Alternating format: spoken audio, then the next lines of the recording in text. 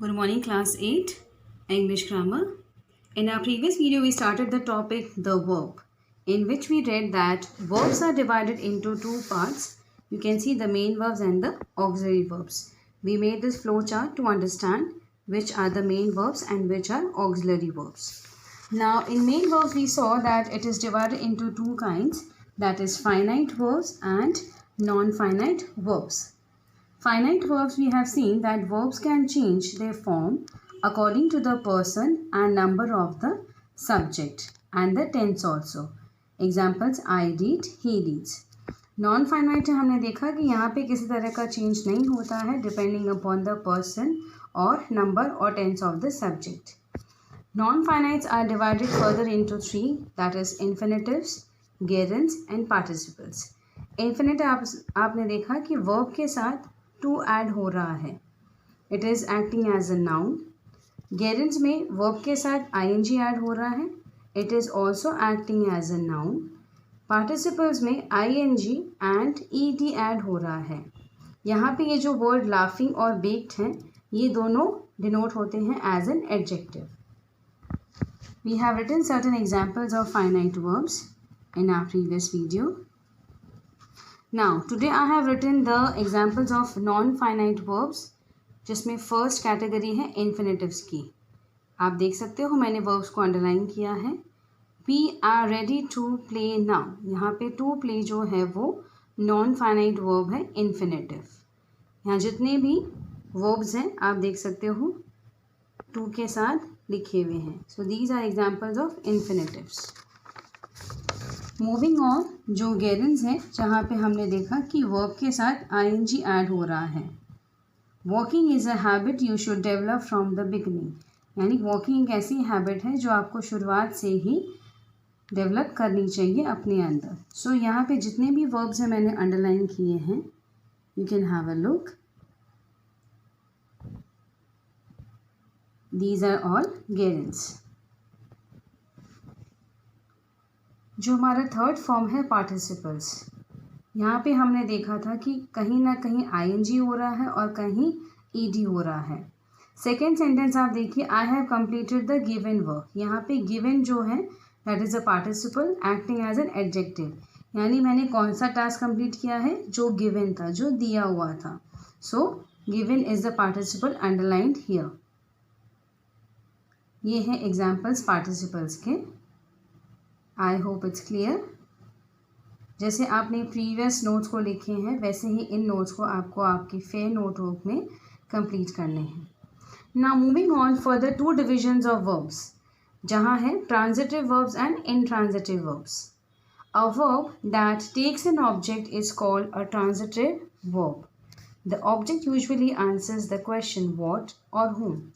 यानी जो वर्ब अपने साथ एक ऑब्जेक्ट को कैरी करता है that is called a transitive verb. यहाँ जो ऑब्जेक्ट है वो आंसर देता है उस क्वेश्चन का कि ये क्या है और किसके लिए है. For example, I wrote a letter. मैंने क्या लिखा, letter. Children like sweets. Children को क्या पसंद है, sweets.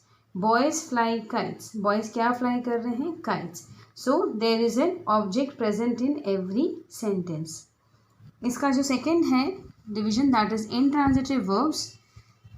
These verbs do not require objects. इन्हें ऑब्जेक्ट की नीड नहीं होती है. They express the action by themselves. यानी जो ये एक्शन एक्सप्रेस कर रहे हैं वो अपने आप में एक कंप्लीट सेंस होता है. एग्जाम्पल है बर्ड्स फ्लाई. सेंसिबल है बट यहाँ किसी ऑब्जेक्ट की ज़रूरत नहीं है. The sun shines.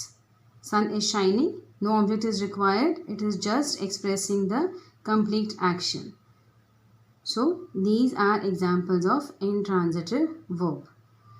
Now आपने कई बार ऐसे verb forms लिखे होंगे previous classes में.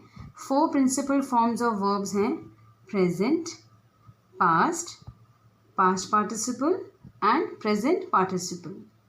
जिसमें example मैंने यहाँ पे mention किए हैं. You can have a look. Become, became, become, becoming. Drink, drank, drunk, drinking. Ring, rang, rung, ringing. Now, इन्हें समझने के लिए हम 2 टाइप्स ऑफ वर्ब जो हैं स्ट्रॉन्ग और वीक वर्ब उन्हें समझेंगे. according to these four principal forms of verb. If the past और past participle यानी जो past आप देख सकते हो, ये जो सेकेंड कॉलम है past and past participle is formed from the present tense by changing the vowel of a verb. यानी वर्ब का जो वॉवल है, वॉवल क्या होते हैं, ए ई आई ओ यू, यानी आप देख सकते हो यहाँ जो वॉवल है ओ दैट हैज़ बिकम ए, आई की जगह अगेन ए, आई की जगह अगेन ए. तो यहाँ पे वोवल्स चेंज हो रहे हैं पास्ट और पार्टिसिपल्स में. एग्जाम्पल है ये हैं स्ट्रॉन्ग वर्ब्स, जहाँ पे आप देखोगे कि प्रेजेंट फॉर्म से जो पास्ट और पास्ट पार्टिसिपल फॉर्म बनते हैं उसमें vowel is being changed. Take, took, taken, do, did, done. ये एग्जाम्पल्स हैं. नॉर्मली हम जब टेंस की टेबल लिखते हैं तो उसमें इन वर्ब्स को यूज़ करते हैं and we get to understand easily. जो वीक वर्ब्स होते हैं, यहाँ हमने पढ़ा अबाउट द स्ट्रॉन्ग वर्ब्स, अब है weak verbs. If the verb needs the addition of A D, D, F to form the past और पास्ट पार्टिसिपल, यानी किसी वर्ब को अगर पास्ट या पास्ट पार्टिसिपल फॉर्म में कन्वर्ट होना है और वो अपने साथ एडअप करते हैं ए डी, डी या एफ या दूसरे other letters, they are termed as weak verbs. Build, built, built, die, died, died. तो ये हैं स्ट्रॉन्ग एंड वीक वर्ब्स जो हम इन 4 प्रिंसिपल फॉर्म्स के अकॉर्डिंग चेंज करते हैं, right. And these are basically you get to understand in the tense table when you convert the different types of tenses in other forms, like simple present को आपने simple past में या present perfect में change किया या future में. So these kind of transformations when we do in tenses we understand these forms of verbs. तो आज का जो आपका टास्क है, आपको ये यहाँ से स्टार्ट करने हैं because we have completed the examples of finite verbs. आज हमारा टास्क है ये नॉन फाइनाइट वर्ब्स के examples we have to write. After that we have the examples of the gerunds.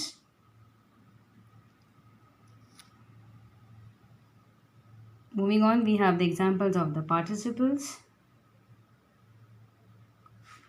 Then we have the 2 divisions of verbs further, that is transitive verbs. Second, we have the intransitive verb.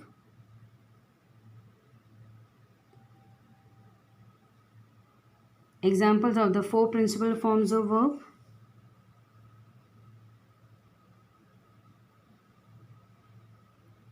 And at the end, we have a short explanation about the strong and the weak verbs.